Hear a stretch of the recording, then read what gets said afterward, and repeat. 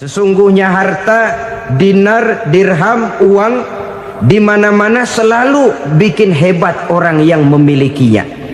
Coba lihat, orang yang punya duit sama yang enggak punya duit, jangan gaya hidupnya, gaya jalannya aja lain.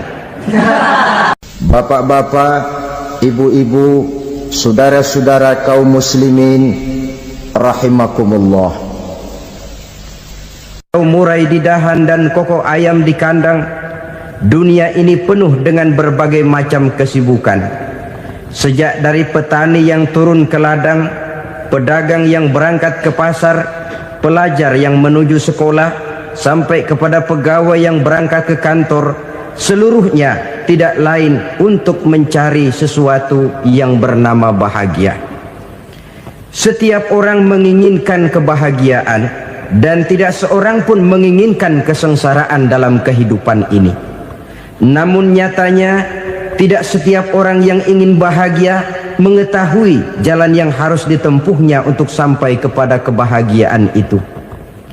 Maka pada kesempatan pertemuan kali ini, saya ingin menyampaikan sebuah hadis dari junjungan kita baginda Nabi besar Muhammad sallallahu alaihi wasallam yang termuat dalam kitab Mukhtarul Ahadits An-Nabawiyah, di mana beliau bersabda, arba'un min sa'adatil mar'i. Ada 4 perkara yang merupakan tanda dari orang bahagia. Saya mau tanya, di antara saudara-saudara yang hadir di sini, apa ada yang kepengen jadi orang sengsara? Seluruhnya tentu ingin mendapatkan kebahagiaan. Maka menurut resep dari Nabi kita, tanda orang bahagia itu 4. Jadi kalau saudara ingin bahagia, harus mempunyai 4 perkara ini. Yang pertama, orang bahagia itu kata Nabi, darun wasi'un. Punya rumah biar bagus asal gede. Enak ngaturnya, daripada sudah punya rumah kecil adanya di pinggir kali, gubuk, kalau hujan bocor, miring lagi, kiamat. Loh, kalau gitu Islam materialis dong. Hadis ini boleh diartikan dengan makna hakiki, arti yang sebenarnya, boleh diartikan dengan makna majazi, arti kiasan. Kalau dia diartikan dengan arti kias, maka yang dimaksud darun wasi'un ay qalbun wasi'un. Rumah yang luas tidak lain daripada hati yang lapang. Karena di situ kunci kebahagiaan yang sebenarnya. Walaupun kita cuma tinggal di petak berukuran 2 kali 3 meter, kalau hati kita luas rasanya rumah itu. Tapi biar rumah kita halamannya saja puluhan ribu hektar, ada kolam renangnya, kamar tidurnya tidak lagi terhitung. Kalau hati yang menempati rumah itu sempit, maka akan terasa sempit jugalah rumah itu. Tempat bergantungnya tidak lain adalah hati. Marilah kita mencoba melihat berbagai pandangan orang tentang bahagia ini. Ada orang menyangka bahwa bahagia itu kalau dia mendapatkan harta yang sebanyak-banyaknya. Siapa yang banyak harta, dialah raja. Apa yang dia mau, seluruhnya bisa dibeli. Keamanannya, dia bisa menyewa petugas. Seluruh fasilitas untuk menyenangkan kehidupannya bisa dibeli. Pendeknya, hartalah segala-galanya dalam kehidupan. Sampai ada pepatah mengatakan, innad darahima fil amakini kulliha taksur rijala mahabatan wa jalala. Sesungguhnya harta, dinar, dirham, uang di mana-mana selalu bikin hebat orang yang memilikinya. Coba lihat, orang yang punya duit sama yang enggak punya duit, jangan gaya hidupnya, gaya jalannya aja lain.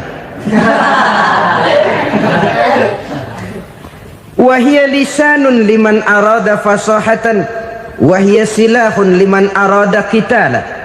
Uang adalah senjata yang paling ampuh bagi orang yang mau pergi perang, dan lidah yang paling fasih bagi orang yang mau bicara. Kalau bicara dengan lidah macet, cobalah bicara dengan harta, lancar. Sampai ada pepatah demikian, segalanya bisa diatur dengan harta. Maka di kalangan orang yang berpandangan semacam itu, seluruh kegiatan hidupnya hanya terfokus kepada bagaimana mengumpulkan harta yang sebanyak-banyaknya. Tidak peduli halal haram, tidak kenal sore pagi siang dan malam, tidak sempat sujud, jauh dari agama, jauh dari kehidupan yang bersifat ruhaniyah, jauh dari Allah dan sebagainya. Sampai dalam Al-Quran dikelompokkan dalam kelompok yang dinamakan lumazah. Allazi jama'a malahu wa addadah yahsabu anna malahu akhladah. Mereka mengumpul-ngumpulkan harta sebanyak-banyaknya dan menyangka bahwa harta yang banyak itu dapat mengekalkan hidupnya, mengekalkan kekayaannya, mengekalkan kebahagiaannya. Saudara hadirin yang berbahagia, kalau pandangan hidup ini benar, artinya kalau harta memang merupakan satu-satunya hal yang dapat membuat orang bahagia, tentu di rumah mewah tidak akan pernah ada tangis derita. Tentu di satu tempat di mana fasilitas hidup serba menunjang tidak ada yang namanya penderitaan. Tapi suka dan duka, sedih dan gembira, senyum dan tawa adalah milik setiap orang, baik dia punya harta maupun dia tidak punya harta. Nyatalah bahwa harta semata-mata bukan merupakan jaminan bahwa orang akan bahagia, walaupun tanpa harta orang sulit untuk bahagia. Saya mau cerita, ada orang super kaya, namanya Aristotle Onesius, raja tanker Yunani. Dia punya kapal tanker saja konon sampai 11 banyaknya. Punya perusahaan penerbangan yang disebut Olympic Airlines. Punya hotel di berbagai kota besar di dunia ini, sejak dari New York, London, Paris, Rome dan sebagainya. Bahkan punya pulau yang dia namakan Pulau Scorpio. Ini kan namanya sudah kaya nggak tanggung-tanggung, punya pulau. Nah, dia punya 2 orang anak, yang satu laki-laki namanya Alexander, yang satu perempuan namanya Maria Onesius. Seluruh harapannya tertumpah kepada anak lakinya Alexander ini, yang akan meneruskan usahanya, meneruskan kekayaannya, meneruskan dinastinya. Apa yang terjadi? Ternyata anak yang dia harapkan yang bernama Alexander ini mati muda dalam kecelakaan pada waktu dia olahraga. Apa olahraganya? Namanya olahraga anak orang kaya, golongan jet set. Olahraganya olahraga pesawat terbang. Jatuh, ya nggak kapungut, habis mati. Tinggal satu anak perempuannya, Maria Onesius. Tapi anak perempuan ini juga malah urakan. Terakhir dia pacaran, bahkan kemudian kawin sama orang Rusia. Rupanya Aristotle Onesius ini broken.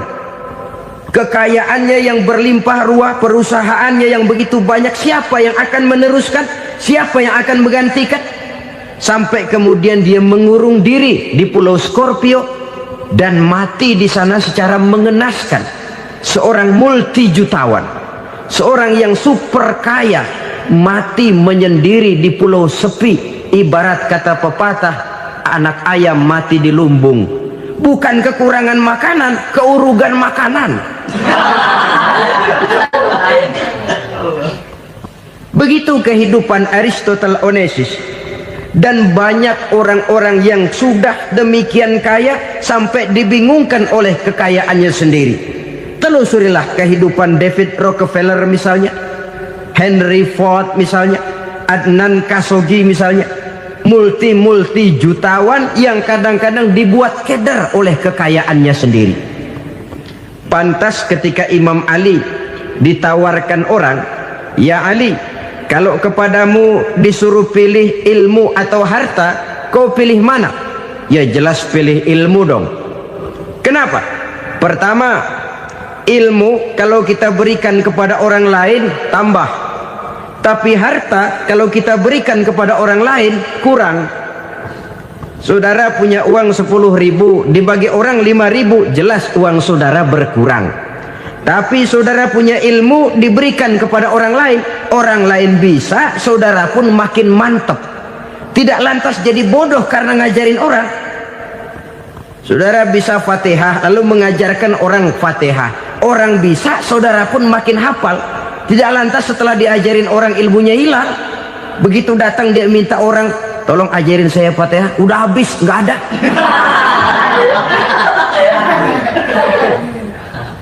Yang kedua kata Imam Ali, ilmu menjaga kita. Kalau harta kita yang harus jaga.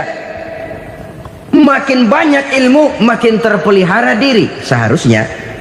Tetapi makin banyak harta makin bingung kita jaganya. Sampai kadang-kadang kalau perlu seluruh keliling rumah dipasangi alarm. Belum cukup disewakan anjing besar-besar, pasang di depan pintu, awas anjing galak. Masih belum cukup juga, cari centeng tukang-tukang kepruk jaga rumah. Masih terasa belum aman, padahal rumahnya dikelilingi tembok besar. Di balik tembok ada pintu-pintunya tebal. Di balik pintu itu terbuka masuk kamar, kamar pun ada pintunya, pintunya pun kuat. Masuk ke dalam kamar ada lemari, lemarinya pun pintunya kuat, dikunci, kuncinya pun kuat. Tapi terhadap seluruhnya yang timbul cuma sekedar was-was saja. Kesimpulannya sekali lagi, tanpa harta orang memang sulit untuk bahagia. Tapi harta semata-mata tidak merupakan jaminan orang akan bahagia. Dengan hati yang luas, itu modal utama untuk mencapai kebahagiaan hidup. Orang yang hatinya luas, saudara-saudara, punya hati yang lapang, melihat kenyataan hidup ini, dia bersyukur senantiasa kepada Allah. Lantas tidak timbul hasud dan iri hatinya. Oleh karena itu, jiwanya selalu lapang. Kalau tidak, cupik hati namanya.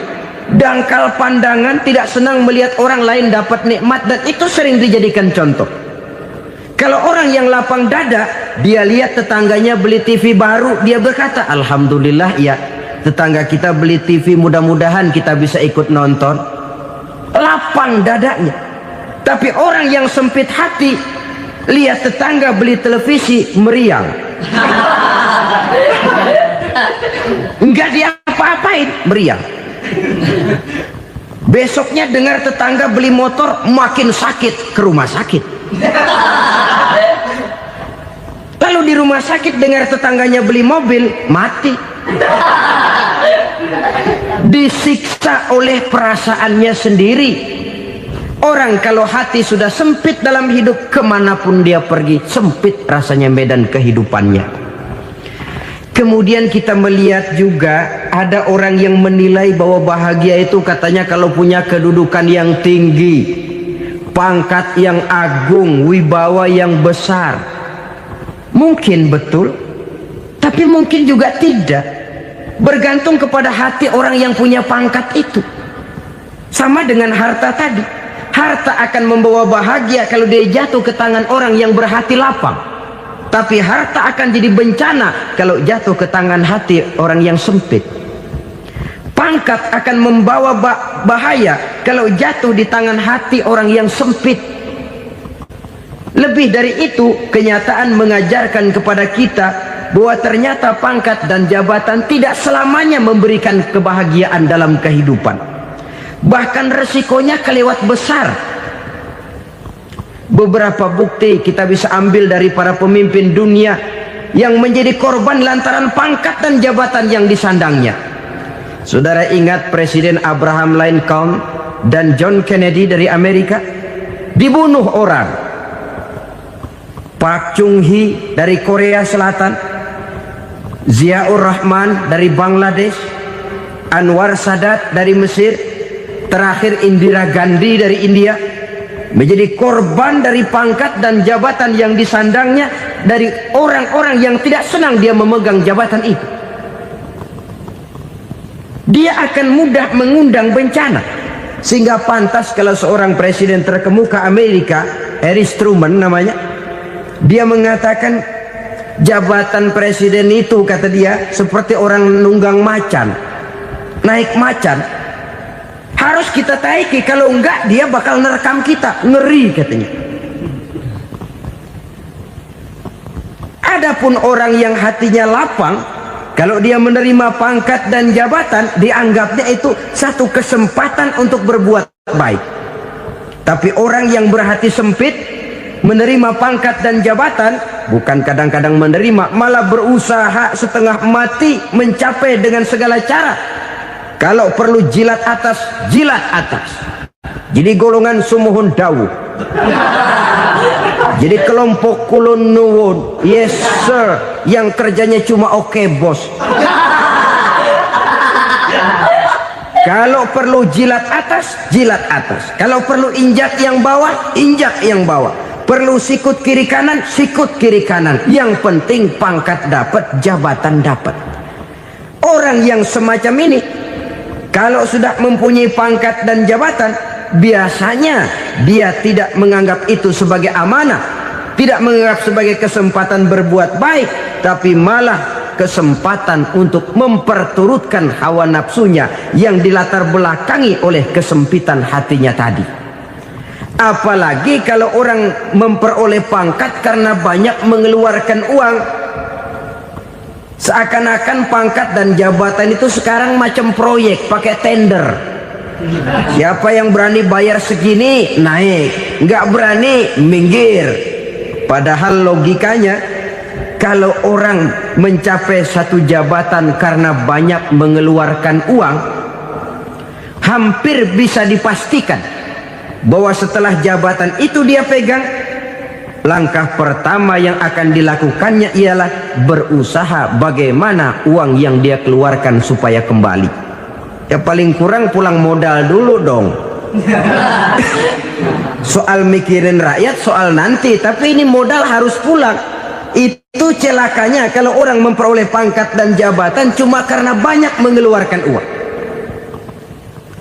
Jarang orang yang mempunyai keyakinan dan pandangan bahwa pangkat dan jabatan merupakan amanah. Jadi sekali lagi, pangkat dan jabatan mungkin saja membawa kebahagiaan kalau jatuh ke tangan orang yang berhati lapang.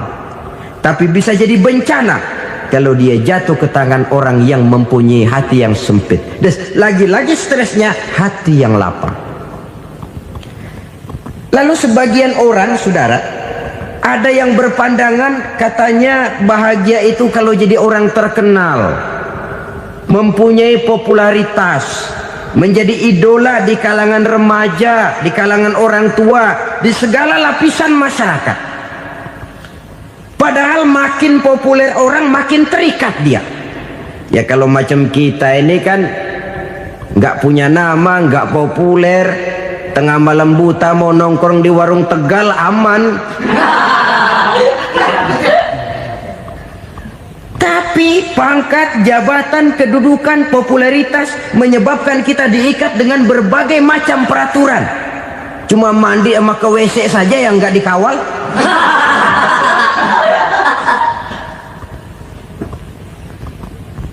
Benarkah popularitas, ketenaran membawa kebahagiaan? Mungkin ya, tapi mungkin juga tidak. Kenapa? Banyak orang-orang populer yang mengakhiri hidupnya secara tragis. Kita ambil beberapa nama. Di Amerika tahun 60-an ada bintang seksi paling terkenal yang dijuluki seks bom. Bom seks. Sampai sekarang jadi legenda, namanya Marilyn Monroe. Singkatan dobelnya itu inisialnya MM, Marilyn Monroe. Terkenal top sampai dia mati tahun 62, namanya sekarang masih saja dibicarakan orang. Kenapa dia bunuh diri? Tidak punya hartakah dia? Banyak. Kurang populerkah dia? Seluruh dunia mengenalnya. Sejak rakyat kecil sampai pejabat tinggi dia punya hubungan. Kenapa? Jenuh. Dia terlahir dalam keadaan yatim. Setelah itu tidak lama dia berangkat remaja, ibunya meninggal. pindah dari wanita asuh ke wanita asuh sampai 12 orang ibu angkatnya.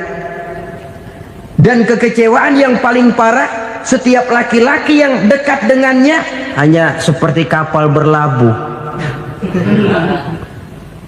datang dan pergi silih berganti, padahal dia merindukan seseorang yang bisa melindungi hidupnya. Dia rindukan itu dan dia tidak pernah menemukan. Itu yang akhirnya menyebabkan dia minum pil tidur kelewat dosis, minum obat tidur kebanyakan, ya tidur terus sampai sekarang.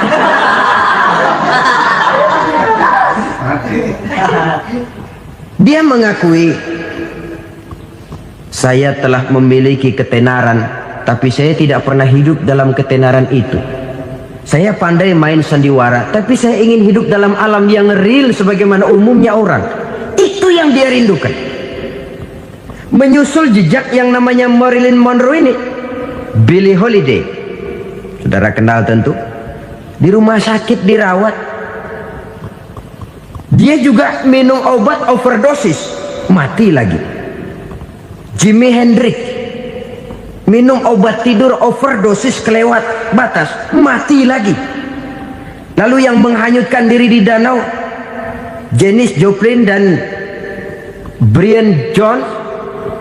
Ini orang-orang populer, orang-orang terkemuka yang mengakhiri hidup secara tragis, bukan karena tidak terkenal, mungkin karena sudah saking terkenalnya.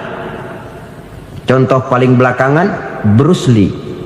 Wah, ini tukang-tukang kepruk tentu kenal siapa dia. Sampai sekarang pun tabir kematiannya masih merupakan misteri. Dan yang masih hidup juga menunjukkan gejala yang aneh. Michael Jackson, rumahnya di Beverly Hills itu dijaga sedemikian rupa, dan dia selalu curiga kepada setiap makanan harus steril, bersih dari segala macam kimia. Kemana dia pergi, itu tukang-tukang kepruk sudah selalu menjaga dan mengawal, dan dia seakan takut menunjukkan mukanya yang asli. Hingga kalau tampil ke tengah di luar show, dia kadang memakai pakaian yang tidak menunjukkan dia yang sebenarnya, takut dikenali orang. Ternyata popularitas sering jadi momok yang meracuni kehidupan manusia. Oleh karena itu, benarlah junjungan kita pada saat beliau mengajarkan orang akan bahagia kalau dia mempunyai hati yang lapang. Nah, sekarang masalahnya untuk mendapatkan hati yang lapang, caranya bagaimana? Kita kembali kepada konsep Quran. Allah mengajarkan, ala inna bi dzikrillahi tatmainnul qulub. Ketahuilah bahwa dengan banyak mengingat Allah, hati akan tenang, jiwa akan lapang.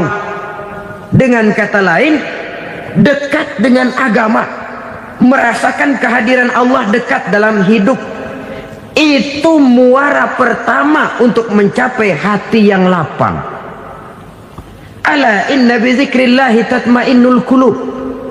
Jangan macam orang sekarang ingin mendapatkan ketenangan lalu tapak di puncak gunung, di gua-gua, di tempat sepi. Iyalah kalau nggak ada ular.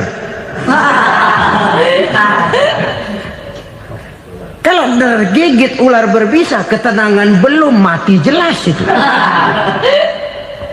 Islam positif untuk mendapatkan ketenangan. Ala inna bi dzikrillahi tatmainnul qulubi. Bahwa ketahuilah bahwa dengan banyak mengingat Allah, hati akan tenang, jiwa akan lapang, nuansa pikiran akan luas. Karena yang namanya bahagia ada dimanapun manusia berada. Di kampung ada bahagia, di kota ada bahagia, di ngarai, di lembah, di gunung, di hutan, di lautan, di angkasa luar, dimanapun bahagia itu ada kalau kita bermodalkan hati yang lapang ini. Dan hati akan lapang kalau kita dekat dengan agama.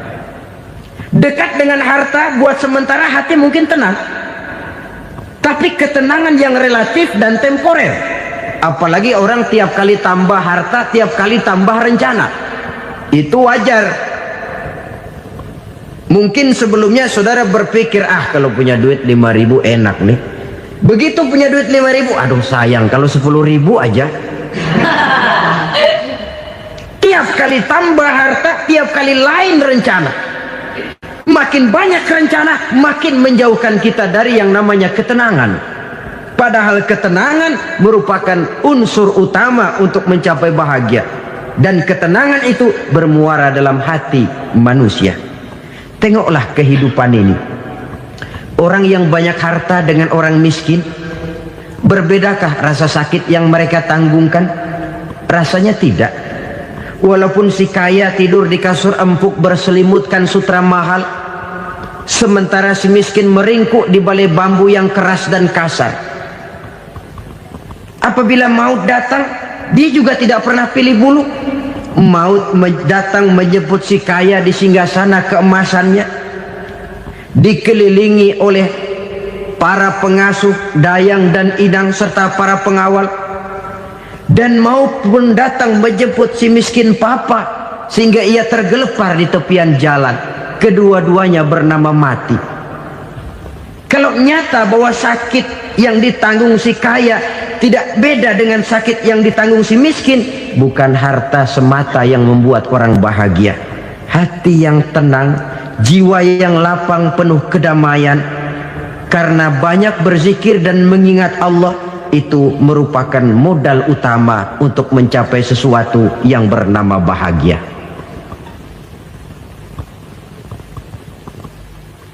Saudara hadirin yang saya hormati, inilah yang pertama dari 4 ciri yang digambarkan oleh Nabi tentang tanda-tanda orang bahagia. Dan harus berangkat dari yang pertama ini, hati yang lapang. Ini yang harus kita miliki lebih dahulu. Baru nanti akan menyusul kepada poin yang ketiga, kedua, dan selanjutnya. Sebab kalau hati sudah terisi dengan jiwa yang lapang, seluruh persoalan insya Allah akan bisa kita atasi dengan sebagaimana mestinya. Yang kedua sekarang, tanda orang bahagia menurut baginda Nabi, markabun syariah. Orang bahagia itu, kata beliau, punya kendaraan biar cepat asal lancar.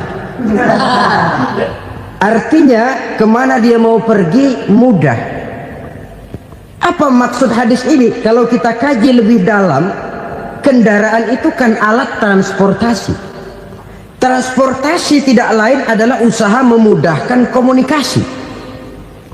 Pindah dari situ kepada teori bahwa manusia adalah zon political, makhluk bermasyarakat yang tidak bisa memenuhi kebutuhan hidupnya secara sendirian. Kita memerlukan keberadaan orang lain dalam kehidupan ini.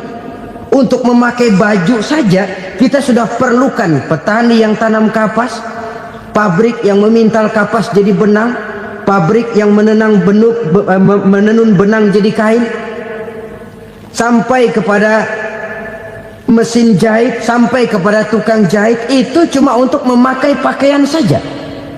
Tidak seorang pun di antara kita yang sanggup memenuhi kebutuhan hidupnya secara sendiri. Kita perlu orang lain. Maka kebebasan dalam arti mutlak, kebebasan tanpa batas, itu tidak mungkin ada dalam kehidupan. Karena kita mengadakan yang disebut interaksi sosial. Setiap kegiatan kita tentu melibatkan orang lain. Menurut kita barangkali kita bebas jalan di jalan raya semaunya, tapi orang lain berkendaraan pun merasa bahwa ini ada juga jalan haknya, dan begitu selanjutnya.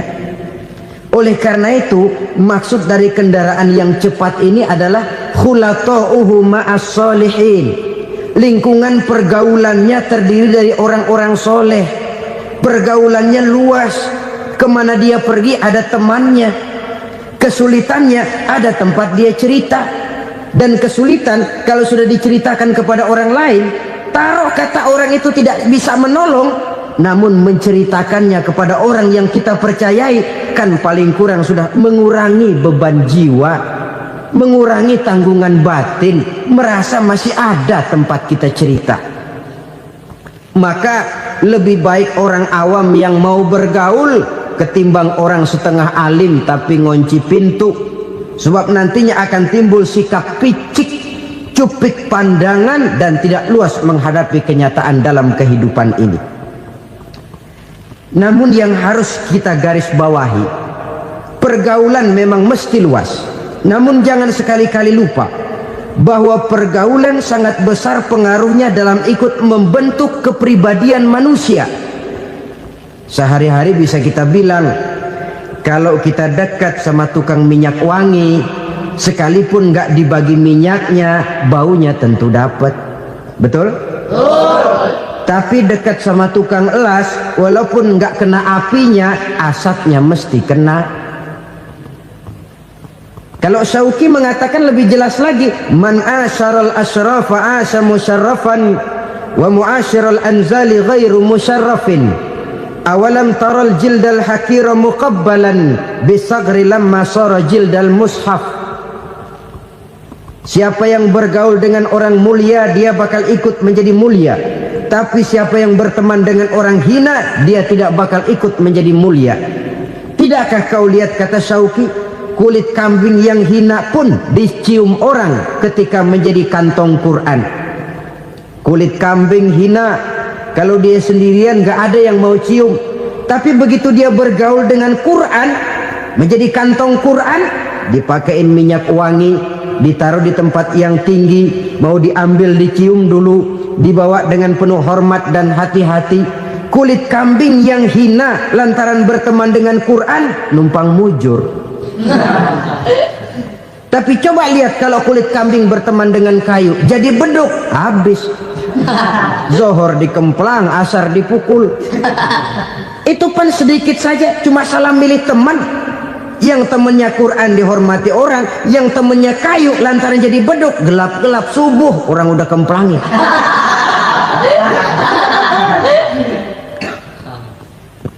Maka terutama kepada adik-adik remaja yang masih mencari identitas diri, yang ibarat kaset masih kaset kosong, mudah diisi oleh apapun, pandai-pandailah memilih teman dalam bergaul.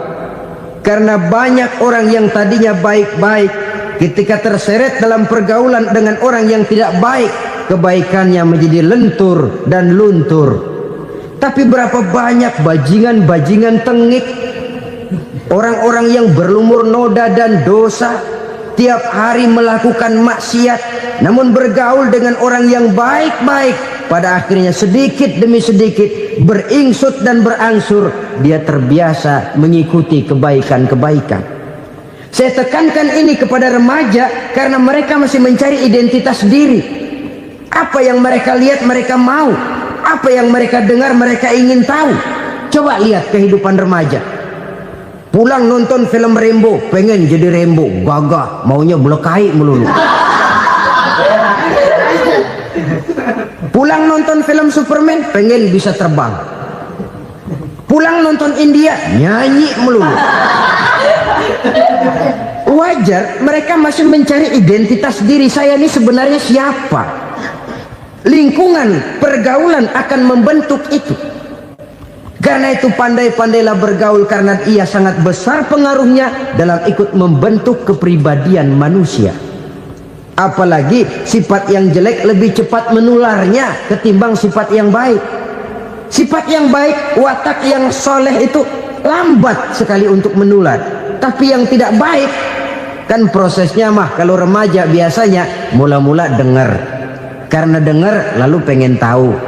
Karena pengen tahu lalu ngeliatin. Begitu ngeliatin kan pengen nyobain. Setelah nyobain ketagihan. Nah, ini prosesnya. Yang namanya ganja, morfin, narkotik, awalnya kan begitu. Mula-mula dengar katanya kalau sudah fly to the sky, sudah melayang ke langit katanya, disitulah puncak kebahagiaan. Mulanya cuma dengar. Karena dengar pengen tahu.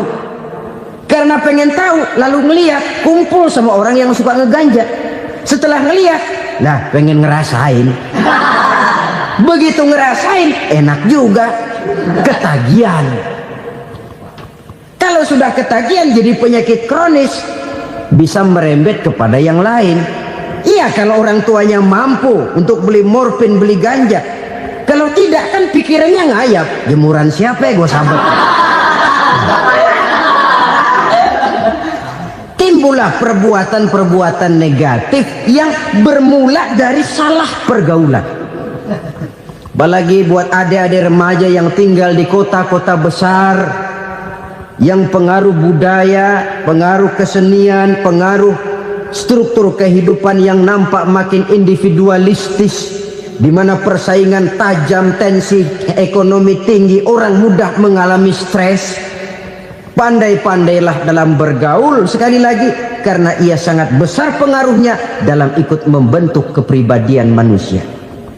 Orang bahagia punya kendaraan yang cepat, artinya punya pergaulan yang luas, dan lingkungan pergaulannya terdiri dari orang-orang yang soleh.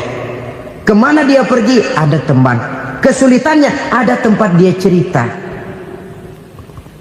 Tapi kalau sudah menyendiri, hidup sendiri, kesulitan dipikiri sendiri, bisa mati belum waktunya. Tidak ada tempat berbagi rasa, tidak ada tempat bercerita, tidak ada tempat mengurangi beban dalam kehidupan.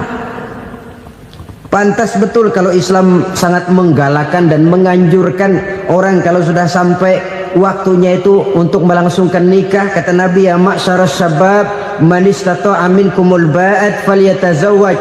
Hai para pemuda, kalau sudah mampu memberi nafkah, kawinlah, nikahlah kamu. Kenapa? Sudah ada teman hidup, tempat berbagi rasa.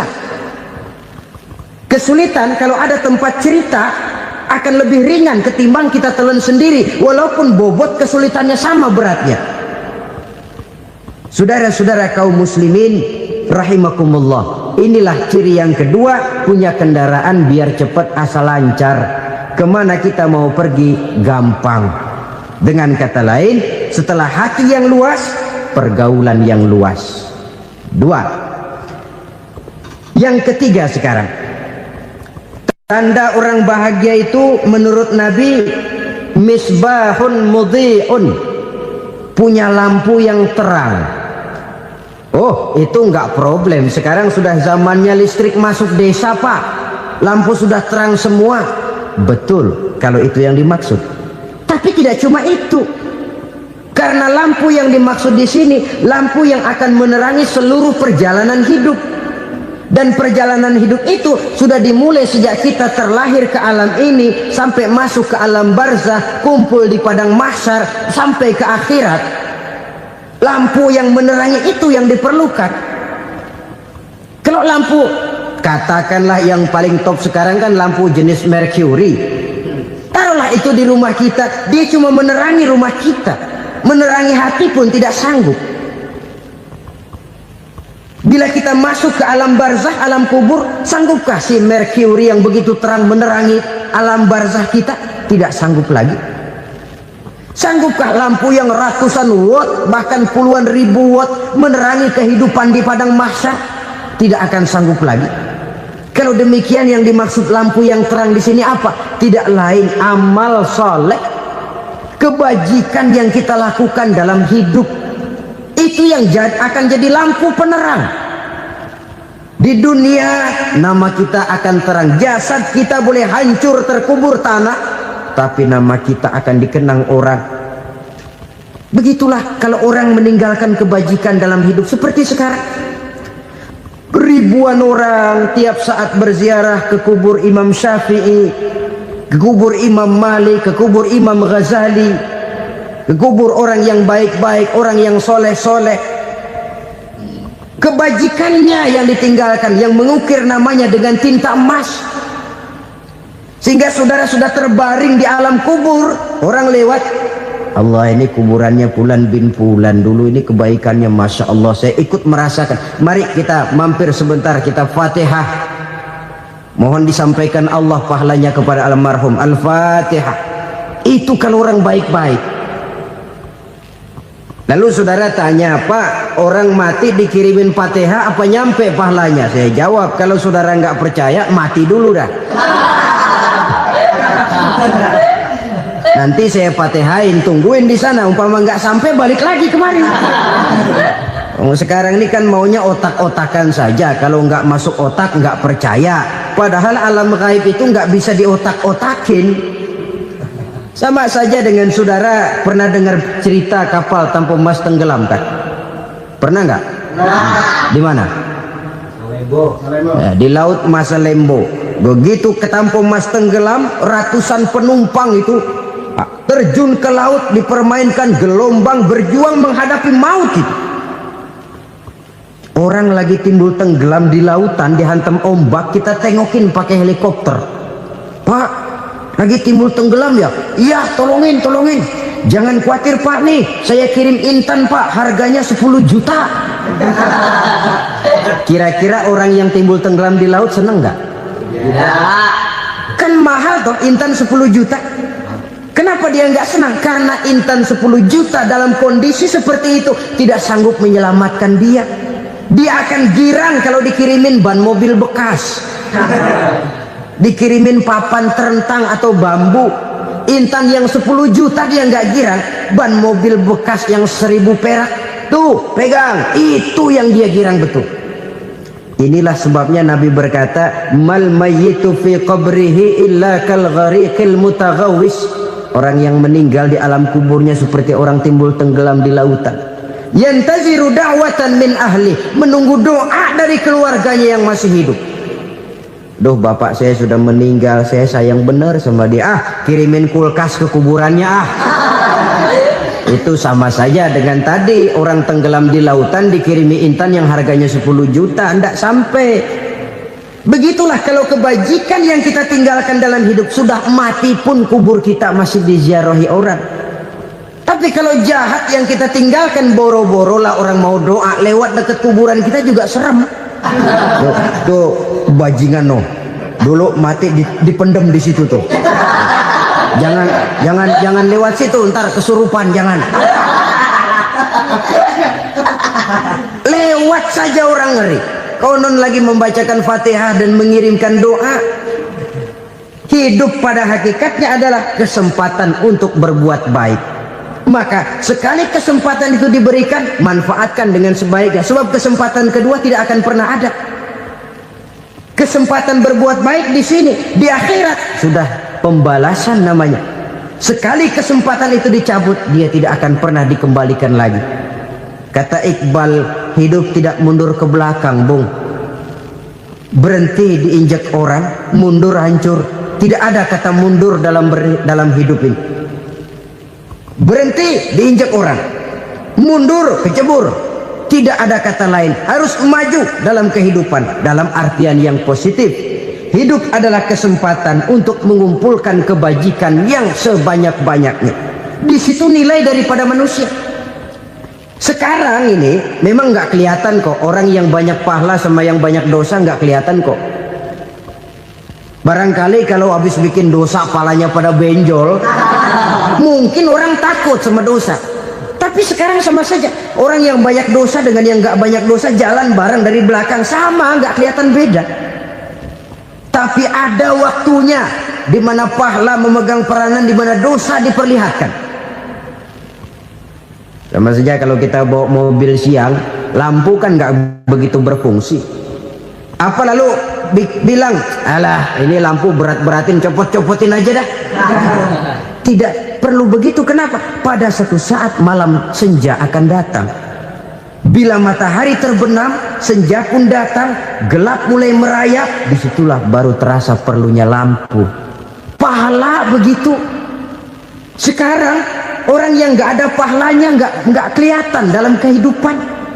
Tapi pada satu saat senja kehidupan akan datang. Ajal merenggut nyawa, malam merayap, dan hidup mulai diliputi kegelapan di alam barzah. Dikala itu kalau nggak punya lampu, alangkah malangnya kita.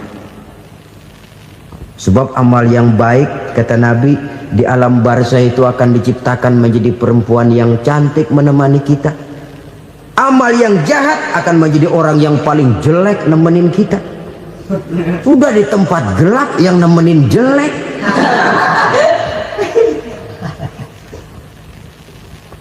Kaum muslimin rahimakumullah.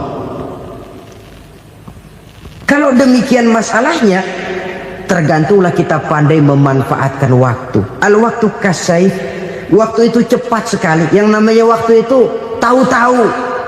Tahu-tahu udah tahun 87. Tahu-tahu udah begitu. Tahu-tahu Yang kemarin anak-anak, sekarang udah pada punya anak.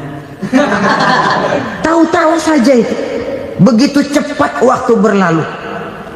Kalau tidaklah pandai kita memanfaatkannya, akan rugi kita. Nabi bersabda, "Man kana yaumuhu khairun min amsihi fahuwa rabih." Barang siapa yang hari ini lebih baik daripada hari kemarin, itu orang untung. Hari ini lebih baik daripada kemarin.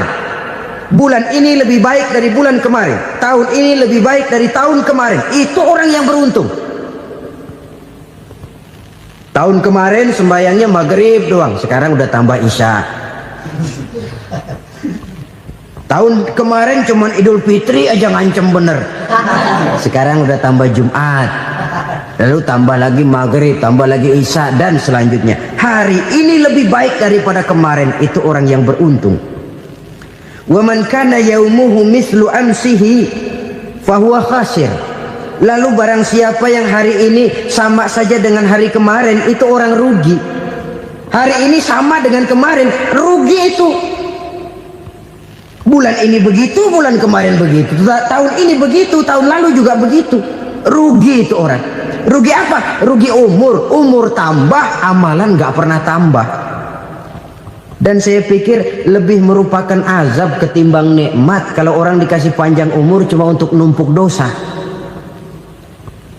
Mending mana? Panjang umur banyak dosa sama pendek umur dikit dosa? Mending mana? Mending mana?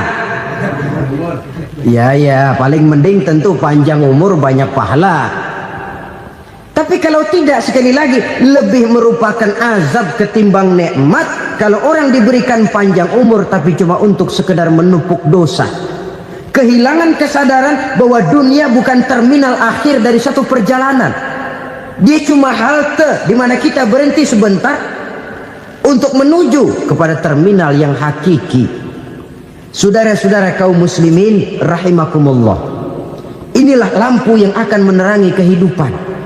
Amal yang kita lakukan di dalam kehidupan. Jadi yang dimaksud dengan lampu yang terang, kebajikan yang kita kerjakan dalam hidup. Nah, setiap orang di awal tadi saya bilang ingin bahagia. Bahagia itu kan hakikatnya kumpulan senang dan selamat. Senang, selamat. Apa bedanya? Senang tapi tidak selamat, nggak bahagia. Selamat tapi nggak senang, nggak bahagia orang. Contoh, kalau orang korupsi, duitnya banyak, senang dia, tapi keselamatannya. Ada tentara baris di samping rumahnya udah bingung, padahal tentara latihan. Tentara cuma latihan, dia bingung. Senang, tapi karena keselamatannya tidak terjamin, dia tidak bahagia. Sebaliknya pegawai negeri jujur benar, cuma segaji-gajinya, selamat nggak korupsi tapi melarat, ya nggak bahagia juga, kurang senang. Kesenangan dan keselamatan untuk dunia saja, ya sekali lagi, kalau cuma sekedar untuk dunia saja, bisa dibeli pakai uang, bisa dibeli pakai uang. Saudara ingin selamat, bisa dibeli pakai uang. Saudara ingin senang, bisa dibeli dengan uang. Tapi setelah mati masuk ke alam barzah, habis kekuasaan uang. Nggak bisa lagi beli keselamatan pakai uang, tidak mungkin lagi membeli kesenangan dengan uang. Di situ pahala yang megang peranan. Makin banyak pahala, makin banyak saham untuk membeli kesenangan dan keselamatan, untuk memperoleh yang namanya bahagia. Dan jangan lupa loh, di alam barzah kita nggak sebentar, menunggu datangnya kiamat. Loh iya, kalau kita begitu dikuburin terus kiamat datang, untung. Tapi kalau masih harus 1000, 2000, puluhan ribu tahun yang akan datang, dalam satu penantian yang begitu lama, tanpa saham untuk memperoleh kebahagiaan, satu kemalangan yang tidak ada pernah putus-putusnya. Janganlah tergelincir oleh kebahagiaan sebentar yang menipu dengan mengorbankan kebahagiaan hakiki yang berjangka panjang. Apa artinya senyum sejenak kalau harus ditebus dengan tangis seumur hidup? Biarlah kita minum jamu, pahit memang, getir memang, tapi kan besok badan sehat. Daripada sekarang minum sirup, manis memang, enak memang, tapi bibir pada jontor besok itu. Sirawan, batuk, nggak karu-karuan. Banyak orang tertipu oleh kesenangan yang sebentar, padahal laisa kullu ma yalma'u zahaban. Belum tentu semua yang berkilat itu emas, belum tentu semua yang gemerlap itu intan. Karena itu marilah manfaatkan kesempatan yang diberikan Allah ini untuk mengumpulkan kebajikan yang sebanyak-banyaknya. Yang terakhir sekarang, yang keempat, tanda orang bahagia kata Nabi. Zaujatun salihah. Orang bahagia itu tanda yang keempat kata Nabi, punya istri biar cakep asal taat. Sudah surga itu, cakep taat. Istri kayak gitu, kalau belum mati jangan dikuburin dulu itu. Sudah cakep taat lagi, tapi kadang-kadang enggak, udah jelek ngadat melulu. Apa yang mau dipilih? Sebab itu Quran mengatakan istri pakaian untuk suami, suami pakaian untuk istri. Kenapa suami istri diibaratkan pakaian? Alangkah tingginya gaya bahasa Quran ini. Suami istri teman hidup, hidup perjalanan panjang. Sejak kita dalam rahim sudah ada hidup kan di sini. Sampai ke alam dunia, masuk ke alam barzah, kumpul di padang mahsyar, sampai menuju akhirat, itu perjalanan hidup. Carilah istri atau suami teman hidup yang membawa manfaat tidak hanya kehidupan di dunia ini, sampai di alam barzah, sampai di padang mahsyar. Suaminya mungkin meninggal lebih dulu, atau istrinya mungkin meninggal lebih dulu, tapi suami atau istri yang masih hidup berbuat kebajikan. Suami saya meninggal, ada hartanya, saya sedekahkan, niat pahala untuk almarhum suami saya. Ini teman hidup,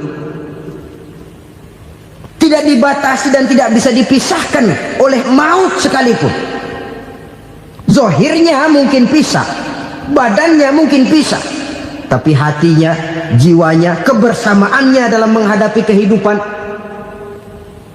Karena itu saudara-saudara, bahasa Quran indah. Suami istri diibaratkan seperti pakaian. Apa fungsi pakaian? Pertama, pakaian jadi kebanggaan. Artinya suami harus menjadi kebanggaan istri, istri harus jadi kebanggaan suami. Yang kedua, pakaian itu kan fungsinya menutup aurat. Artinya sesama suami istri harus saling menjaga kekurangan masing-masing. Jangan malah sesama suami istri saling membongkar rahasia dan aibnya sendiri-sendiri. Istrinya diceritain jeleknya di mana-mana, atau suaminya dibongkar rahasianya di pasar umum. Itu sudah tidak lagi berfungsi sebagai pakaian. Kenapa semua ini diperlukan? Karena kita menyadari bangsa yang baik terdiri dari masyarakat yang baik. Masyarakat yang baik merupakan susunan dari warga yang baik. Warga yang baik adalah terdiri dari rumah tangga yang baik. Dan rumah tangga yang baik merupakan susunan dari pribadi yang baik. Dari situ langkah dimulai. Membangun satu bangsa yang baik diawali dengan membangun rumah tangga yang baik, dengan menciptakan pribadi-pribadi yang baik. Sehingga dari sini diharapkan berkembanglah nilai-nilai kebaikan. Orang akan bahagia mempunyai istri yang soleh.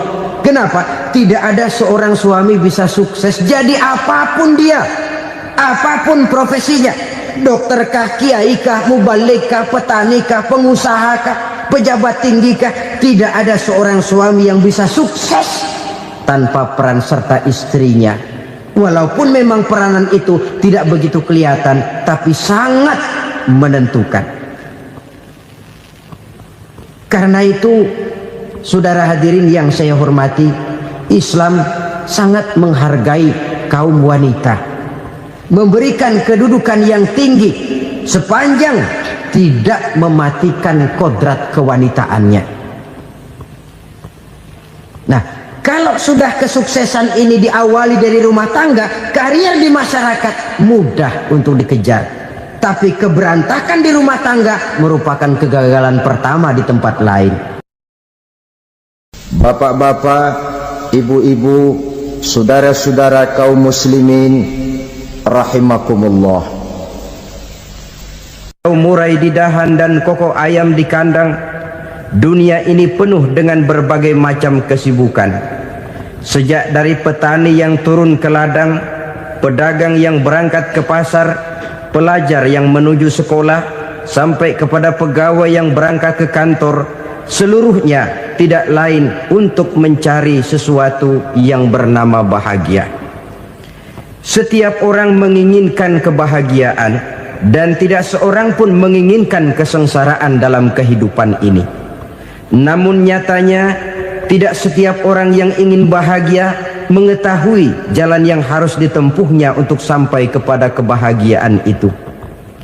Maka pada kesempatan pertemuan kali ini, saya ingin menyampaikan sebuah hadis dari junjungan kita baginda Nabi besar Muhammad sallallahu alaihi wasallam yang termuat dalam kitab Mukhtarul Ahadits An-Nabawiyah, di mana beliau bersabda, arba'un min sa'adatil mar'i. Ada 4 perkara yang merupakan tanda dari orang bahagia. Saya mau tanya, di antara saudara-saudara yang hadir di sini, apa ada yang kepengen jadi orang sengsara? Seluruhnya tentu ingin mendapatkan kebahagiaan. Maka menurut resep dari Nabi kita, tanda orang bahagia itu 4. Jadi kalau saudara ingin bahagia, harus mempunyai 4 perkara ini. Yang pertama, orang bahagia itu kata Nabi, darun wasi'un. Punya rumah biar bagus asal gede.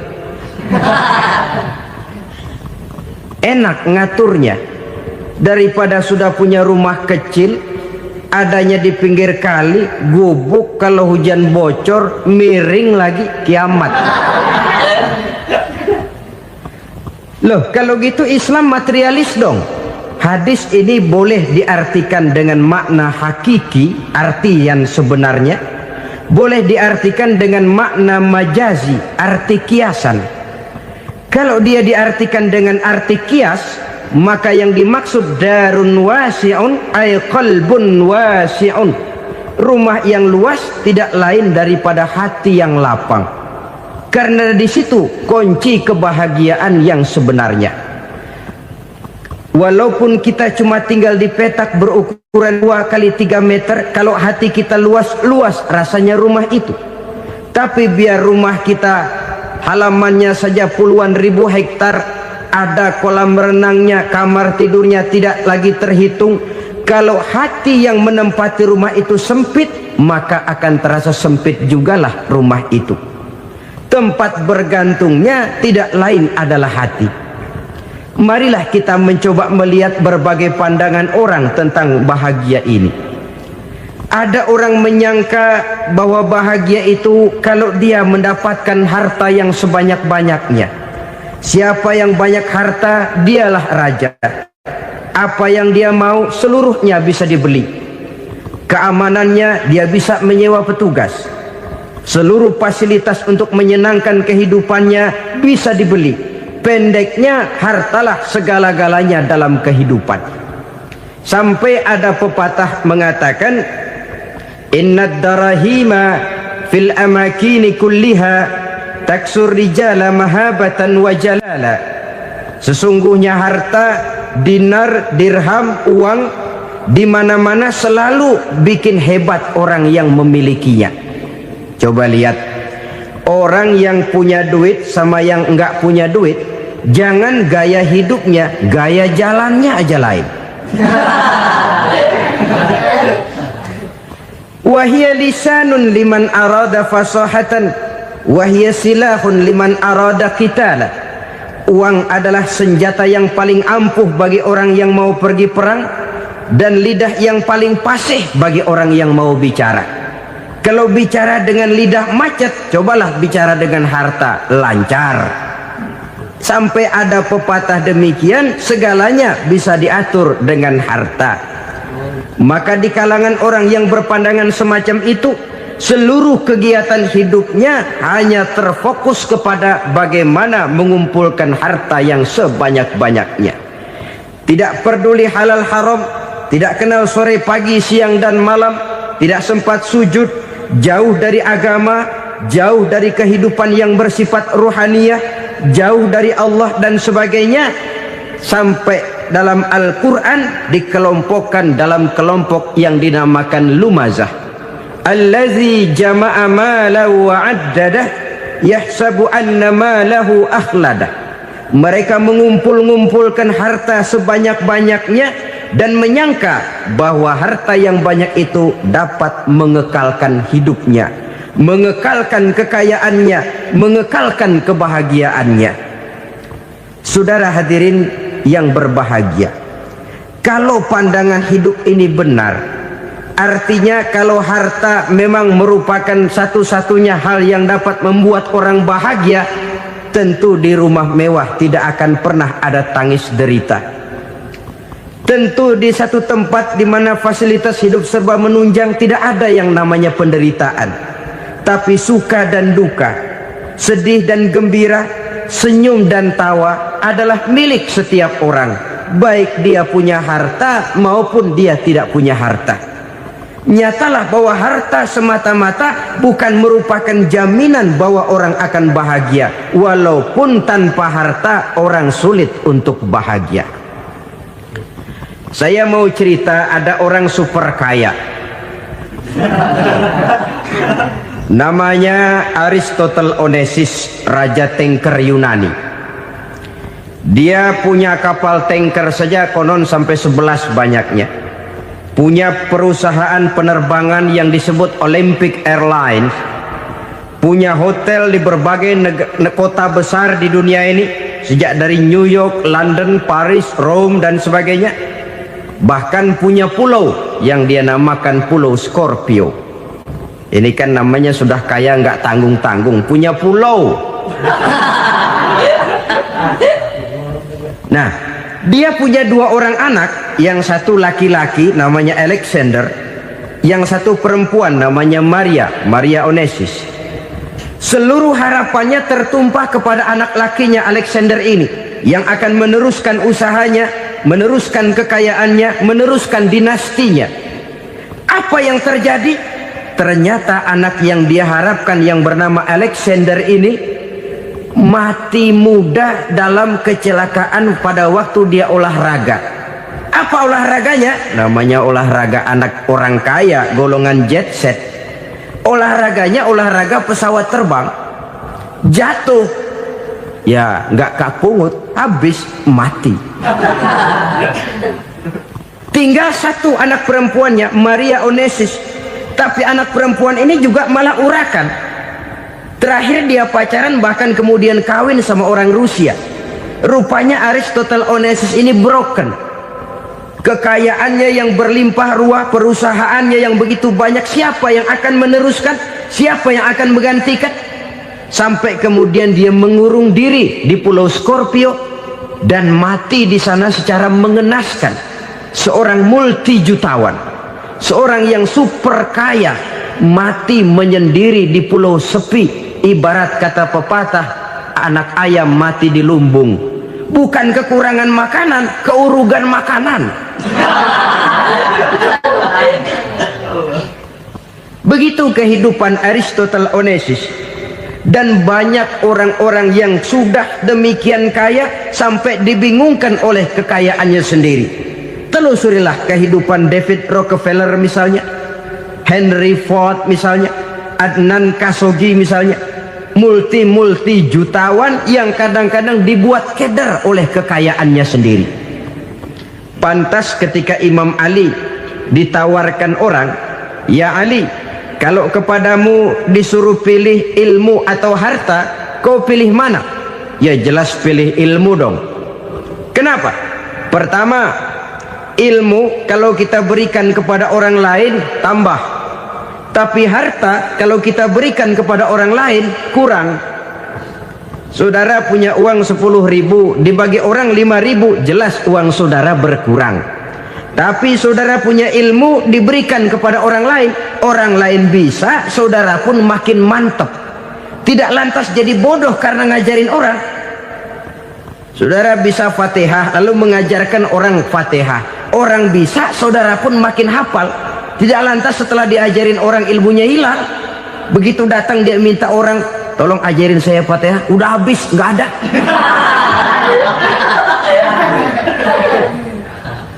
Yang kedua kata Imam Ali, ilmu menjaga kita.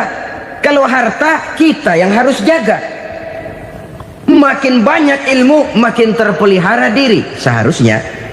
Tetapi makin banyak harta, makin bingung kita jaganya. Sampai kadang-kadang kalau perlu seluruh keliling rumah dipasangi alarm. Belum cukup disewakan anjing besar-besar, pasang di depan pintu, awas anjing galak.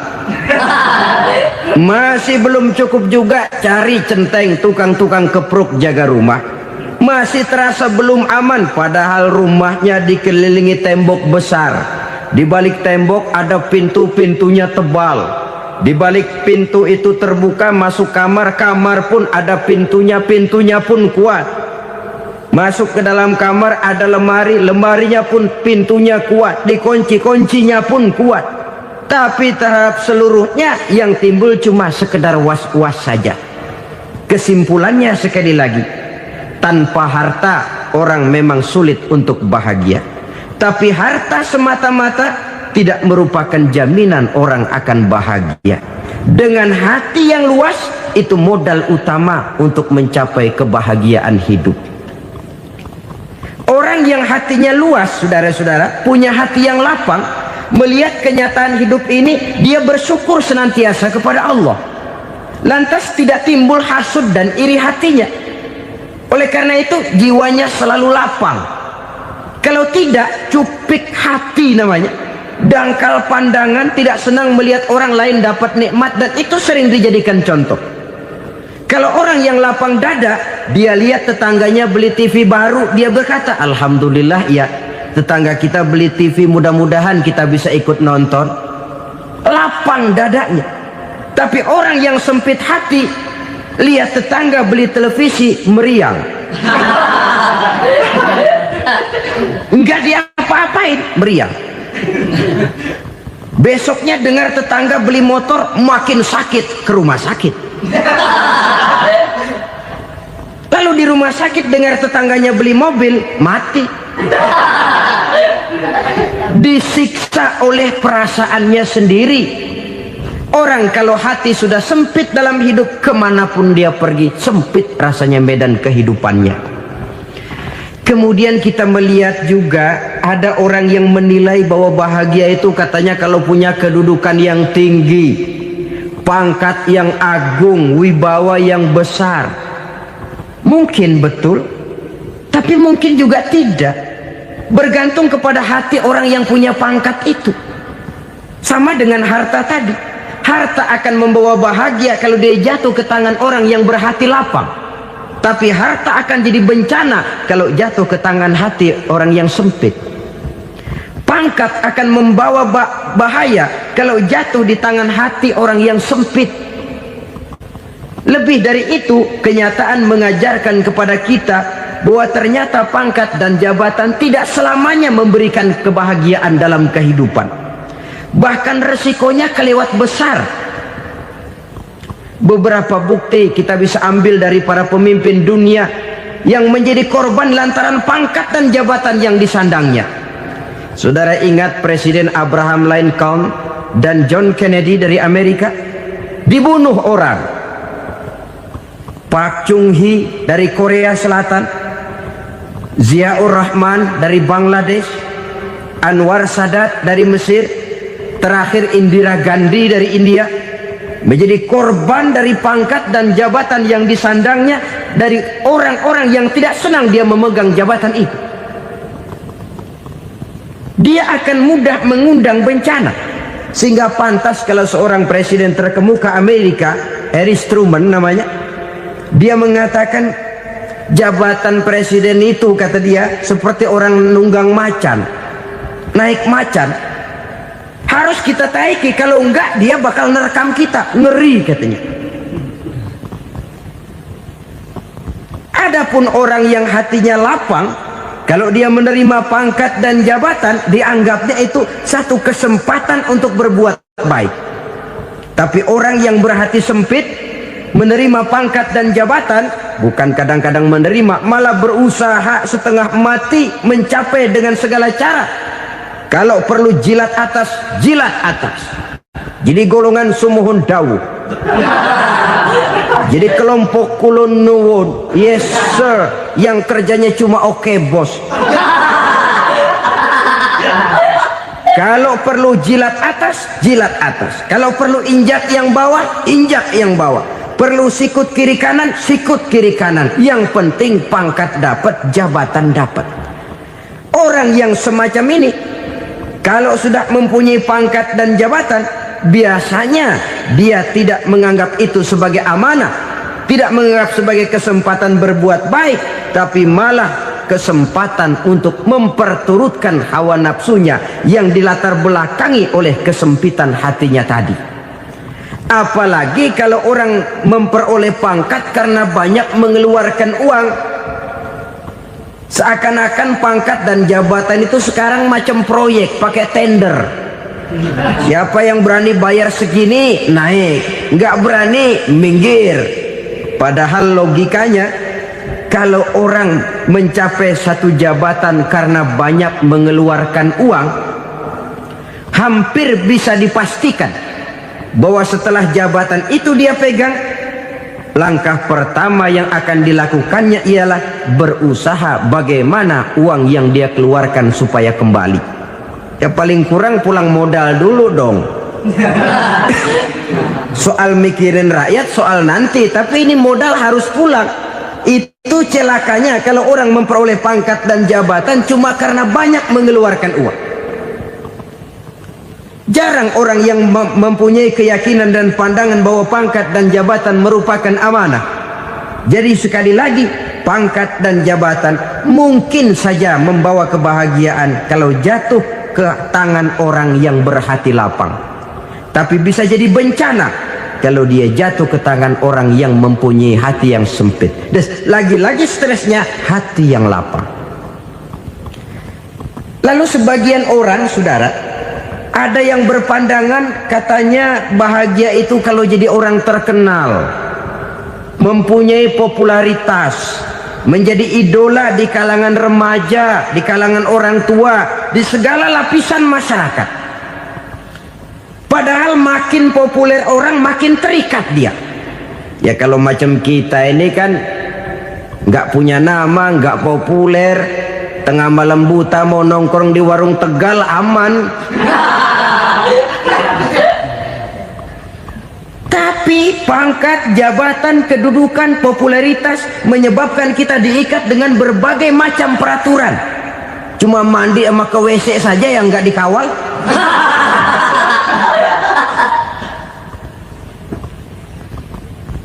Benarkah popularitas, ketenaran membawa kebahagiaan? Mungkin ya, tapi mungkin juga tidak. Kenapa? Banyak orang-orang populer yang mengakhiri hidupnya secara tragis. Kita ambil beberapa nama.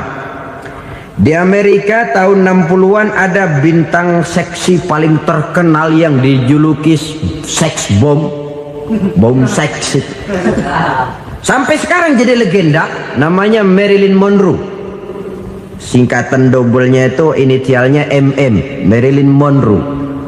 Terkenal top sampai dia mati tahun 62, namanya sekarang masih saja dibicarakan orang.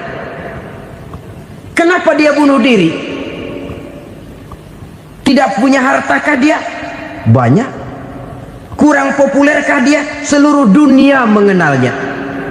Sejak rakyat kecil sampai pejabat tinggi dia punya hubungan. Kenapa? Jenuh. Dia terlahir dalam keadaan yatim. Setelah itu tidak lama dia berangkat remaja, ibunya meninggal, pindah dari wanita asuh ke wanita asuh sampai 12 orang ibu angkatnya.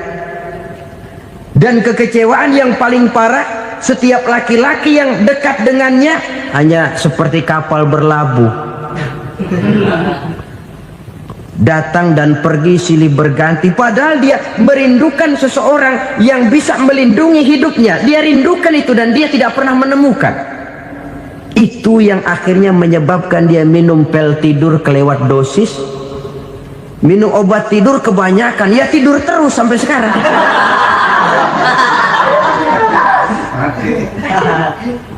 Dia mengakui, saya telah memiliki ketenaran, tapi saya tidak pernah hidup dalam ketenaran itu.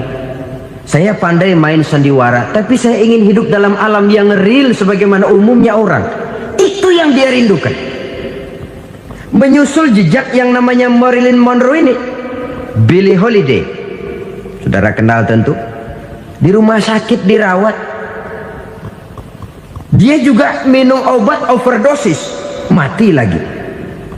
Jimi Hendrix minum obat tidur overdosis kelewat batas, mati lagi. Lalu yang menghanyutkan diri di danau, Janis Joplin dan Brian Jones. Ini orang-orang populer, orang-orang terkemuka yang mengakhiri hidup secara tragis, bukan karena tidak terkenal, mungkin karena sudah saking terkenalnya. Contoh paling belakangan, Bruce Lee. Wah, ini tukang-tukang kepruk tentu kenal siapa dia. Sampai sekarang pun tabir kematiannya masih merupakan misteri. Dan yang masih hidup juga menunjukkan gejala yang aneh. Michael Jackson, rumahnya di Beverly Hills itu dijaga sedemikian rupa, dan dia selalu curiga kepada setiap makanan harus steril, bersih dari segala macam kimia. Kemana dia pergi, itu tukang-tukang kepruk sudah selalu menjaga dan mengawal, dan dia seakan takut menunjukkan mukanya yang asli. Hingga kalau tampil ke tengah di luar show, dia kadang memakai pakaian yang tidak menunjukkan dia yang sebenarnya, takut dikenali orang. Ternyata popularitas sering jadi momok yang meracuni kehidupan manusia. Oleh karena itu, benarlah junjungan kita pada saat beliau mengajarkan orang akan bahagia kalau dia mempunyai hati yang lapang. Nah, sekarang masalahnya untuk mendapatkan hati yang lapang, caranya bagaimana? Kita kembali kepada konsep Quran. Allah mengajarkan, ala inna bi dzikrillahi tatmainnul qulub. Ketahuilah bahwa dengan banyak mengingat Allah, hati akan tenang, jiwa akan lapang. Dengan kata lain, dekat dengan agama, merasakan kehadiran Allah dekat dalam hidup, itu muara pertama untuk mencapai hati yang lapang. Ala inna bi dzikrillahi tatmainnul qulub. Jangan macam orang sekarang ingin mendapatkan ketenangan lalu tapak di puncak gunung, di gua-gua, di tempat sepi. Iyalah kalau nggak ada ular. Kalau tergigit ular berbisa, ketenangan belum, mati jelas itu. Islam positif untuk mendapatkan ketenangan. Ala inna bi dzikrillahi tatmainnul qulubi. Bahwa ketahuilah bahwa dengan banyak mengingat Allah, hati akan tenang, jiwa akan lapang, nuansa pikiran akan luas. Karena yang namanya bahagia ada dimanapun manusia berada. Di kampung ada bahagia, di kota ada bahagia, di ngarai, di lembah, di gunung, di hutan, di lautan, di angkasa luar, dimanapun bahagia itu ada kalau kita bermodalkan hati yang lapang ini. Dan hati akan lapang kalau kita dekat dengan agama. Dekat dengan harta buat sementara hati mungkin tenang, tapi ketenangan yang relatif dan temporer. Apalagi orang tiap kali tambah harta, tiap kali tambah rencana, itu wajar. Mungkin sebelumnya saudara berpikir, kalau punya duit 5.000 enak nih. Begitu punya duit 5.000, aduh sayang kalau 10.000 aja. Tiap kali tambah harta, tiap kali lain rencana. Makin banyak rencana, makin menjauhkan kita dari yang namanya ketenangan. Padahal ketenangan merupakan unsur utama untuk mencapai bahagia. Dan ketenangan itu bermuara dalam hati manusia. Tengoklah kehidupan ini. Orang yang banyak harta dengan orang miskin, berbedakah rasa sakit yang mereka tanggungkan? Rasanya tidak. Walaupun si kaya tidur di kasur empuk berselimutkan sutra mahal, sementara si miskin meringkuk di balai bambu yang keras dan kasar. Apabila maut datang, dia juga tidak pernah pilih bulu. Maut datang menjemput si kaya di singgasana keemasannya, dikelilingi oleh para pengasuh, dayang dan idang serta para pengawal. Dan maut pun datang menjemput si miskin papa, sehingga ia tergelepar di tepian jalan. Kedua-duanya bernama mati. Kalau nyata bahwa sakit yang ditanggung si kaya tidak beda dengan sakit yang ditanggung si miskin, bukan harta semata yang membuat orang bahagia. Hati yang tenang, jiwa yang lapang penuh kedamaian, karena banyak berzikir dan mengingat Allah, itu merupakan modal utama untuk mencapai sesuatu yang bernama bahagia.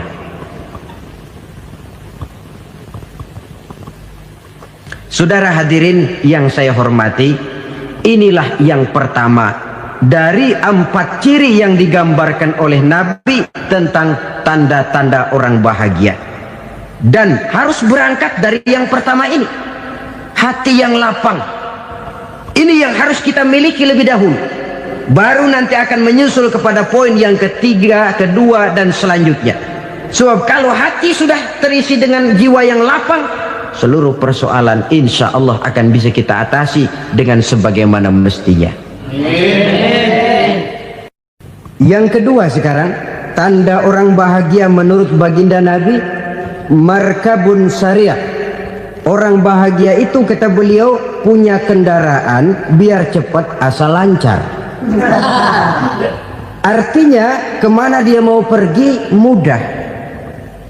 Apa maksud hadis ini? Kalau kita kaji lebih dalam, kendaraan itu kan alat transportasi.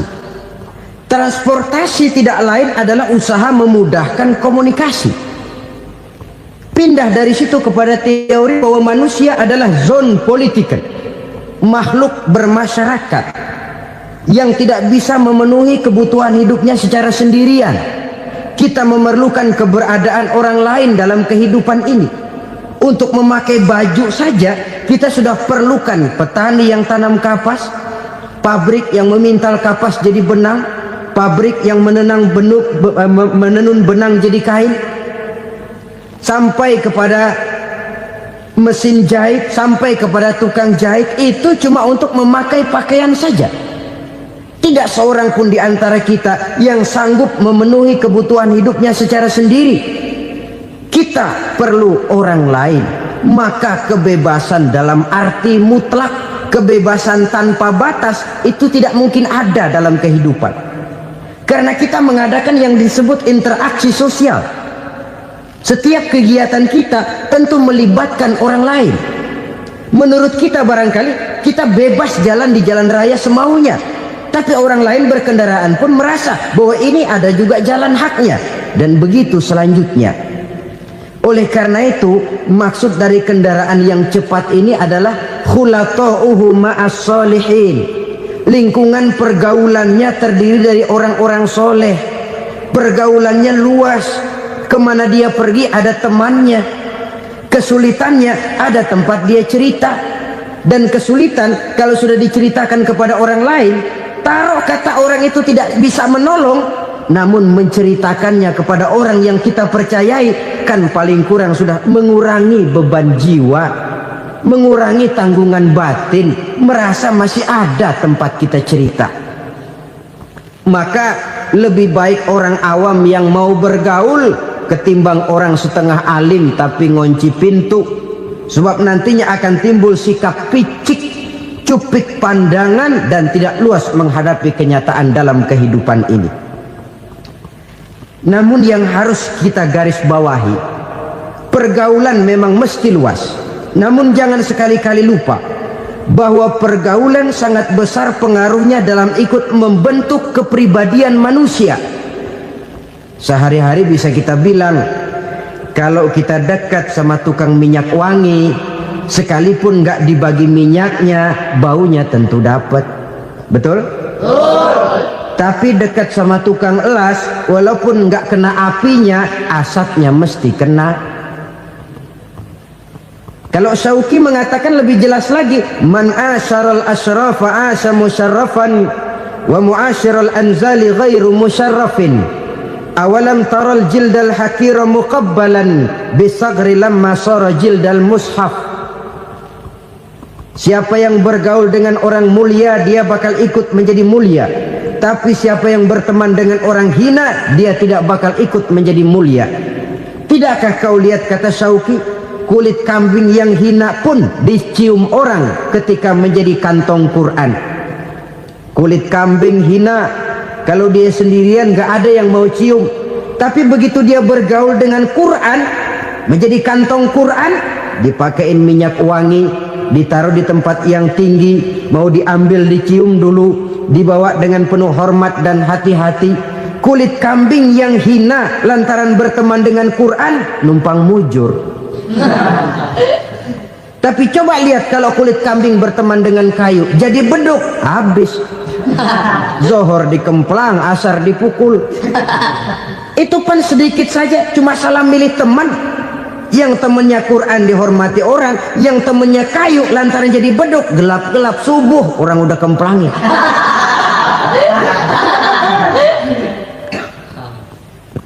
Maka terutama kepada adik-adik remaja yang masih mencari identitas diri, yang ibarat kaset masih kaset kosong, mudah diisi oleh apapun, pandai-pandailah memilih teman dalam bergaul. Karena banyak orang yang tadinya baik-baik, ketika terseret dalam pergaulan dengan orang yang tidak baik, kebaikannya menjadi lentur dan luntur. Tapi berapa banyak bajingan-bajingan tengik, orang-orang yang berlumur noda dan dosa, tiap hari melakukan maksiat, namun bergaul dengan orang yang baik-baik, pada akhirnya sedikit demi sedikit beringsut dan berangsur dia terbiasa mengikuti kebaikan-kebaikan. Saya tekankan ini kepada remaja karena mereka masih mencari identitas diri. Apa yang mereka lihat mereka mau, apa yang mereka dengar mereka ingin tahu. Coba lihat kehidupan remaja. Pulang nonton film Rambo, pengen jadi Rambo, gagah, maunya melekai melulu. Pulang nonton film Superman, pengen bisa terbang. Pulang nonton India, nyanyi melulu. Wajar, mereka masih mencari identitas diri. Saya ini sebenarnya siapa? Lingkungan, pergaulan akan membentuk itu. Karena itu pandai-pandailah bergaul, karena ia sangat besar pengaruhnya dalam ikut membentuk kepribadian manusia. Apalagi sifat yang jelek lebih cepat menularnya ketimbang sifat yang baik. Sifat yang baik, watak yang soleh itu lambat sekali untuk menular. Tapi yang tidak baik, kan prosesnya mah kalau remaja biasanya mula-mula dengar. Karena dengar lalu pengen tahu. Karena pengen tahu lalu ngeliatin. Begitu ngeliatin kan pengen nyobain. Setelah nyobain ketagihan. Nah, ini prosesnya. Yang namanya ganja, morfin, narkotik, awalnya kan begitu. Mula-mula denger katanya kalau sudah fly to the sky, sudah melayang ke langit katanya, disitulah puncak kebahagiaan. Mulanya cuma denger. Karena denger pengen tahu. Karena pengen tahu lalu ngeliat, kumpul sama orang yang suka ngeganja. Setelah ngeliat, nah pengen ngerasain. Begitu ngerasain enak juga, ketagihan. Kalau sudah ketagihan jadi penyakit kronis, bisa merembet kepada yang lain. Iya, kalau orang tuanya mampu untuk beli morfin, beli ganja. Kalau tidak kan pikirannya ngayap, jemuran siapa ya gue sabet. Timbullah perbuatan-perbuatan negatif yang bermula dari salah pergaulan. Apalagi buat adik-adik remaja yang tinggal di kota-kota besar, yang pengaruh budaya, pengaruh kesenian, pengaruh struktur kehidupan yang nampak makin individualistis, di mana persaingan tajam, tensi ekonomi tinggi, orang mudah mengalami stres. Pandai-pandailah dalam bergaul, sekali lagi, karena ia sangat besar pengaruhnya dalam ikut membentuk kepribadian manusia. Orang bahagia punya kendaraan yang cepat, artinya punya pergaulan yang luas, dan lingkungan pergaulannya terdiri dari orang-orang yang soleh. Kemana dia pergi ada teman, kesulitannya ada tempat dia cerita. Tapi kalau sudah menyendiri, hidup sendiri, kesulitan dipikiri sendiri, bisa mati belum waktunya. Tidak ada tempat berbagi rasa, tidak ada tempat bercerita, tidak ada tempat mengurangi beban dalam kehidupan. Pantas betul kalau Islam sangat menggalakkan dan menganjurkan orang kalau sudah sampai waktunya itu untuk melangsungkan nikah. Kata Nabi, ya ma'syaras syabab man istata'a minkumul ba'at falyatazawwaj. Hai para pemuda, kalau sudah mampu memberi nafkah, kawinlah, nikahlah kamu. Kenapa? Sudah ada teman hidup, tempat berbagi rasa. Kesulitan kalau ada tempat cerita akan lebih ringan ketimbang kita telan sendiri, walaupun bobot kesulitannya sama beratnya. Saudara-saudara kaum muslimin rahimakumullah, inilah ciri yang kedua, punya kendaraan biar cepat asal lancar. Kemana kita mau pergi gampang. Dengan kata lain, setelah hati yang luas, pergaulan yang luas. Dua. Yang ketiga sekarang, tanda orang bahagia itu menurut Nabi, misbahun mudhi'un, punya lampu yang terang. Oh, itu enggak problem. Sekarang sudah zamannya listrik masuk desa, Pak. Lampu sudah terang semua. Betul, kalau itu yang dimaksud. Tapi tidak cuma itu. Karena lampu yang dimaksud di sini, lampu yang akan menerangi seluruh perjalanan hidup. Dan perjalanan hidup itu sudah dimulai sejak kita terlahir ke alam ini, sampai masuk ke alam barzah, kumpul di padang mahsyar, sampai ke akhirat. Lampu yang menerangi itu yang diperlukan. Kalau lampu, katakanlah yang paling top sekarang kan lampu jenis Mercury. Taruhlah itu di rumah kita, dia cuma menerangi rumah kita, menerangi hati pun tidak sanggup. Bila kita masuk ke alam barzah, alam kubur, sanggupkah si Mercury yang begitu terang menerangi alam barzah kita? Tidak sanggup lagi. Sanggupkah lampu yang ratusan watt, bahkan puluhan ribu watt menerangi kehidupan di padang mahsyar? Tidak akan sanggup lagi. Kalau demikian, yang dimaksud lampu yang terang di sini apa? Tidak lain amal soleh, kebajikan yang kita lakukan dalam hidup. Itu yang akan jadi lampu penerang. Di dunia nama kita akan terang, jasad kita boleh hancur terkubur tanah, tapi nama kita akan dikenang orang. Begitulah kalau orang meninggalkan kebajikan dalam hidup seperti sekarang. Ribuan orang tiap saat berziarah ke kubur Imam Syafi'i, ke kubur Imam Malik, ke kubur Imam Ghazali, ke kubur orang yang baik-baik, orang yang soleh-soleh. Kebajikannya yang ditinggalkan, yang mengukir namanya dengan tinta emas, sehingga saudara sudah terbaring di alam kubur. Orang lewat, Allah, ini kuburannya Fulan bin Fulan, dulu ini kebaikannya Masya Allah, saya ikut merasakan. Mari kita mampir sebentar, kita Fatihah, mohon disampaikan Allah pahalanya kepada almarhum. Al-Fatihah. Itu kalau orang baik-baik. Lalu saudara tanya, Pak, orang mati dikirimin Fatihah apa nyampe pahalanya? Saya jawab, kalau saudara nggak percaya, mati dulu dah. Nanti saya Fatihain, tungguin di sana, umpama nggak sampai balik lagi kemari.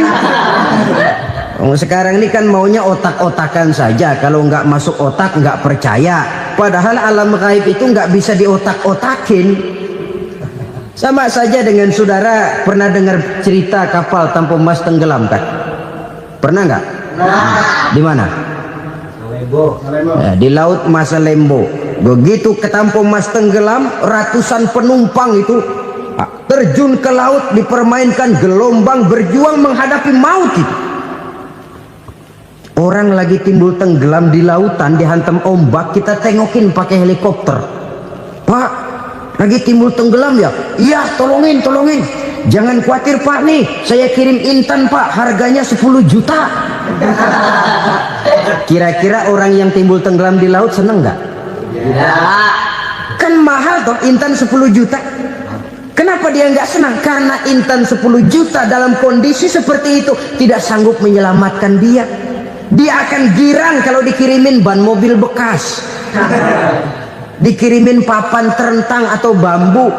Intan yang 10 juta dia nggak girang, ban mobil bekas yang 1000 perak tuh pegang, itu yang dia girang betul.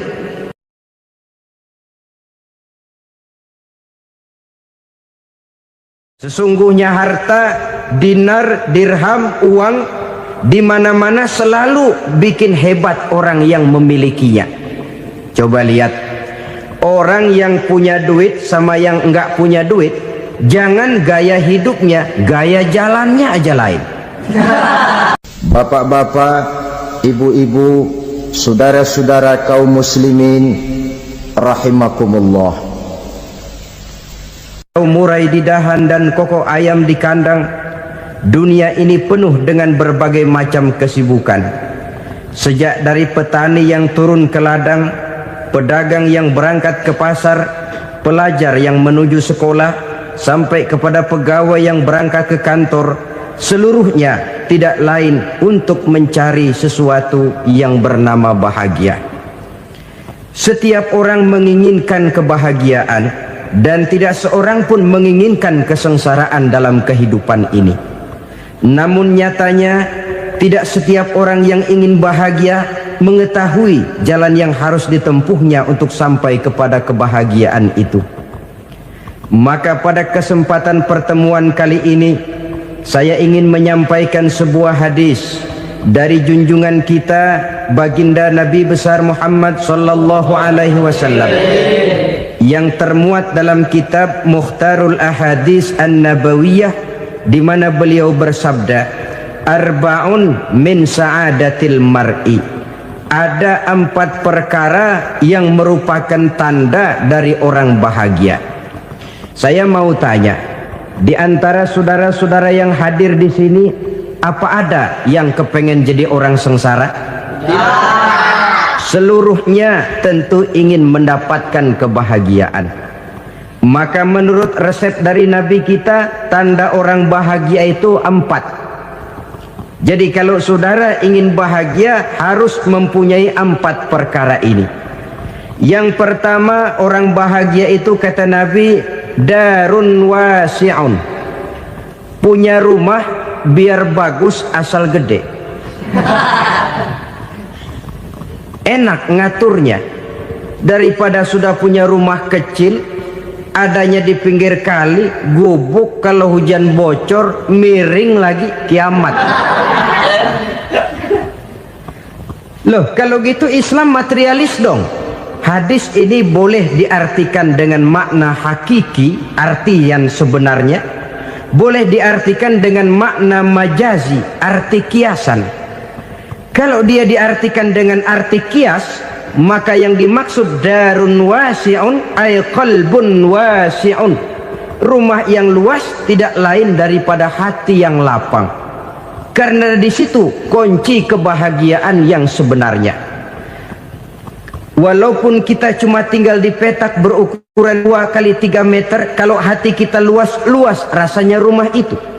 Tapi biar rumah kita halamannya saja puluhan ribu hektar, ada kolam renangnya, kamar tidurnya tidak lagi terhitung.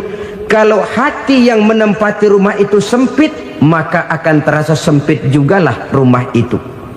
Tempat bergantungnya tidak lain adalah hati. Marilah kita mencoba melihat berbagai pandangan orang tentang bahagia ini. Ada orang menyangka bahwa bahagia itu kalau dia mendapatkan harta yang sebanyak-banyaknya. Siapa yang banyak harta, dialah raja. Apa yang dia mau seluruhnya bisa dibeli. keamanannya dia bisa menyewa petugas, seluruh fasilitas untuk menyenangkan kehidupannya bisa dibeli. Pendeknya, hartalah segala-galanya dalam kehidupan. Sampai ada pepatah mengatakan, innad darahima fil amakini kulliha taksur rijala mahabatan wa jalala. Sesungguhnya harta, dinar, dirham, uang di mana-mana selalu bikin hebat orang yang memilikinya. Coba lihat, orang yang punya duit sama yang enggak punya duit, jangan gaya hidupnya, gaya jalannya aja lain. Wahia lisanun liman arada fasahatan, wahia silahun liman arada qitala. Uang adalah senjata yang paling ampuh bagi orang yang mau pergi perang, dan lidah yang paling fasih bagi orang yang mau bicara.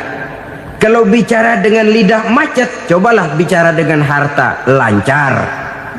Sampai ada pepatah demikian, segalanya bisa diatur dengan harta. Maka di kalangan orang yang berpandangan semacam itu, seluruh kegiatan hidupnya hanya terfokus kepada bagaimana mengumpulkan harta yang sebanyak-banyaknya. Tidak peduli halal haram, tidak kenal sore pagi siang dan malam, tidak sempat sujud, jauh dari agama, jauh dari kehidupan yang bersifat ruhaniyah, jauh dari Allah dan sebagainya. Sampai dalam Al-Quran dikelompokkan dalam kelompok yang dinamakan lumazah. Allazi jama'a malahu wa addadah yahsabu anna malahu akhladah. Mereka mengumpul-ngumpulkan harta sebanyak-banyaknya dan menyangka bahwa harta yang banyak itu dapat mengekalkan hidupnya, mengekalkan kekayaannya, mengekalkan kebahagiaannya. Saudara hadirin yang berbahagia, kalau pandangan hidup ini benar, artinya kalau harta memang merupakan satu-satunya hal yang dapat membuat orang bahagia, tentu di rumah mewah tidak akan pernah ada tangis derita. Tentu di satu tempat di mana fasilitas hidup serba menunjang tidak ada yang namanya penderitaan. Tapi suka dan duka, sedih dan gembira, senyum dan tawa adalah milik setiap orang, baik dia punya harta maupun dia tidak punya harta. Nyatalah bahwa harta semata-mata bukan merupakan jaminan bahwa orang akan bahagia, walaupun tanpa harta orang sulit untuk bahagia. Saya mau cerita, ada orang super kaya, namanya Aristotle Onesimus, raja tanker Yunani. Dia punya kapal tanker saja konon sampai 11 banyaknya. Punya perusahaan penerbangan yang disebut Olympic Airlines. Punya hotel di berbagai kota besar di dunia ini, sejak dari New York, London, Paris, Rome dan sebagainya. Bahkan punya pulau yang dia namakan Pulau Scorpio. Ini kan namanya sudah kaya nggak tanggung-tanggung, punya pulau. Nah, dia punya 2 orang anak, yang satu laki-laki namanya Alexander, yang satu perempuan namanya Maria Onesimus. Seluruh harapannya tertumpah kepada anak lakinya Alexander ini, yang akan meneruskan usahanya, meneruskan kekayaannya, meneruskan dinastinya. Apa yang terjadi?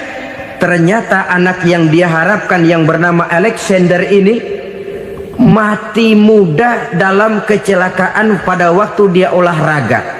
Apa olahraganya? Namanya olahraga anak orang kaya, golongan jet set. Olahraganya olahraga pesawat terbang. Jatuh, ya nggak kapungut, habis mati. Tinggal satu anak perempuannya, Maria Onesimus. Tapi anak perempuan ini juga malah urakan. Terakhir dia pacaran, bahkan kemudian kawin sama orang Rusia.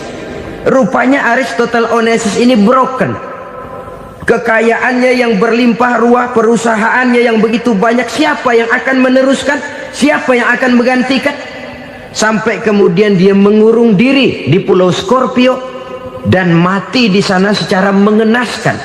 Seorang multi jutawan, seorang yang super kaya mati menyendiri di pulau sepi, ibarat kata pepatah, anak ayam mati di lumbung. Bukan kekurangan makanan, keurugan makanan. Begitu kehidupan Aristotle Onassis. Dan banyak orang-orang yang sudah demikian kaya sampai dibingungkan oleh kekayaannya sendiri. Telusurilah kehidupan David Rockefeller misalnya, Henry Ford misalnya, Adnan Khashoggi misalnya, multi jutawan yang kadang-kadang dibuat keder oleh kekayaannya sendiri. Pantas ketika Imam Ali ditawarkan orang, "Ya Ali, kalau kepadamu disuruh pilih ilmu atau harta, kau pilih mana?" Ya jelas pilih ilmu dong. Kenapa? Pertama, ilmu kalau kita berikan kepada orang lain tambah. Tapi harta kalau kita berikan kepada orang lain kurang. Saudara punya uang 10.000, dibagi orang 5.000, jelas uang saudara berkurang. Tapi saudara punya ilmu diberikan kepada orang lain bisa, saudara pun makin mantap. Tidak lantas jadi bodoh karena ngajarin orang. Saudara bisa Fatihah lalu mengajarkan orang Fatihah, orang bisa, saudara pun makin hafal. Tidak lantas setelah diajarin orang ilmunya hilang. Begitu datang dia minta orang, "Tolong ajarin saya Fatihah," udah habis, nggak ada.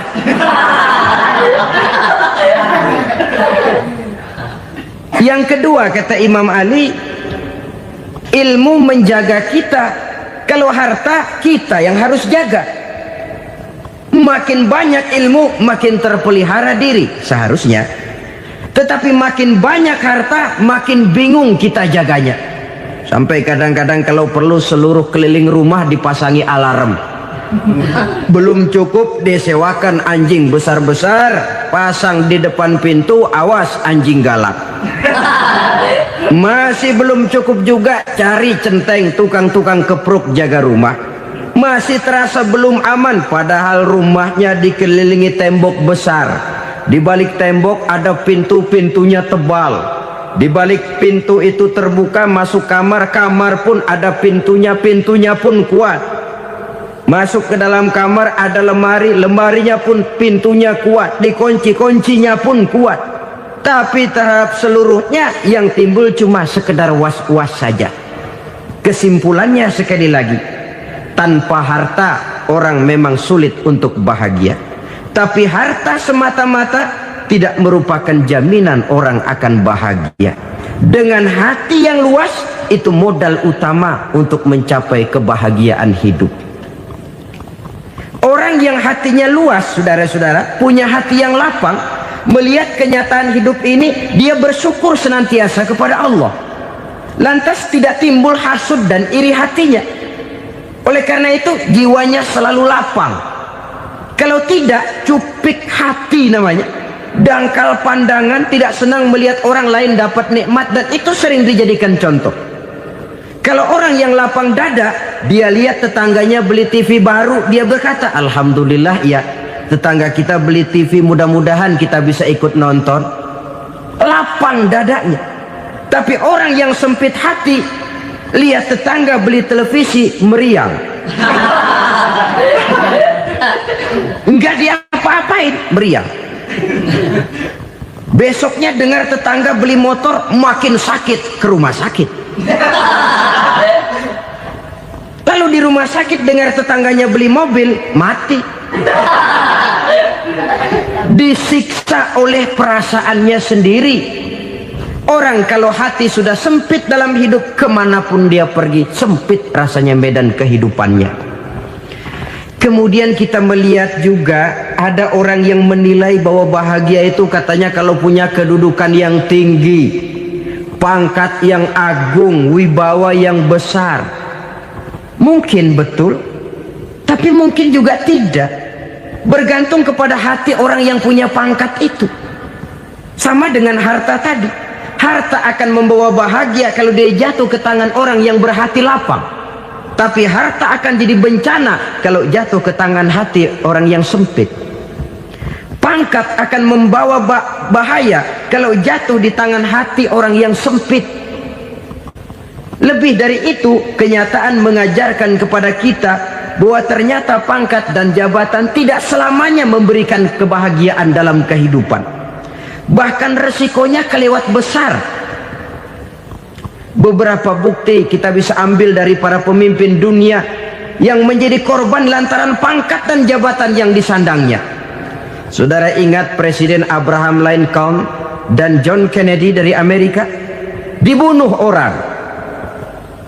Park Chung-hee dari Korea Selatan, Ziaur Rahman dari Bangladesh, Anwar Sadat dari Mesir, terakhir Indira Gandhi dari India, menjadi korban dari pangkat dan jabatan yang disandangnya dari orang-orang yang tidak senang dia memegang jabatan itu. Dia akan mudah mengundang bencana, sehingga pantas kalau seorang presiden terkemuka Amerika, Harry Truman namanya, dia mengatakan jabatan presiden itu, kata dia, seperti orang nunggang macan, naik macan. Harus kita taiki, kalau enggak dia bakal nerekam kita, ngeri katanya. Adapun orang yang hatinya lapang, kalau dia menerima pangkat dan jabatan, dianggapnya itu satu kesempatan untuk berbuat baik. Tapi orang yang berhati sempit, menerima pangkat dan jabatan, bukan kadang-kadang menerima, malah berusaha setengah mati mencapai dengan segala cara. Kalau perlu jilat atas, jilat atas. Jadi golongan sumuhun dawuh. Jadi kelompok kulon nuwun, yes sir, yang kerjanya cuma oke bos. Kalau perlu jilat atas, jilat atas. Kalau perlu injak yang bawah, injak yang bawah. Perlu sikut kiri kanan, sikut kiri kanan. Yang penting pangkat dapat, jabatan dapat. Orang yang semacam ini, kalau sudah mempunyai pangkat dan jabatan, biasanya dia tidak menganggap itu sebagai amanah, tidak menganggap sebagai kesempatan.